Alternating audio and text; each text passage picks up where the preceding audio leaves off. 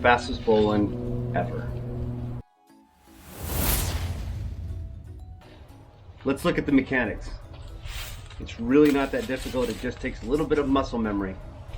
So what you've got here is a bight of rope. You've got a loop that hangs in the middle, right? And then a tail here that's a little longer than the loop is long.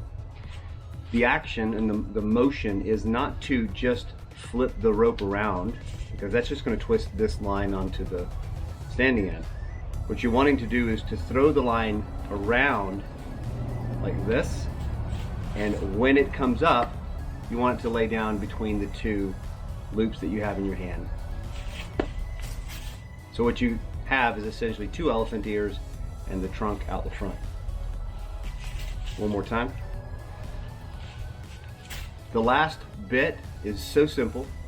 You pass this loop right here to these three fingers, and then you don't even have to touch this line. All you have to do is grab the bottom and twist your hand so that one loop goes over the other and pull tight and fast. The end result should look like that. One more time.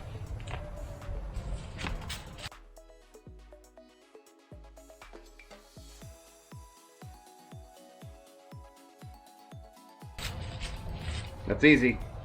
Give it a try. Remember, whatever you do today, stay adventurous. Later.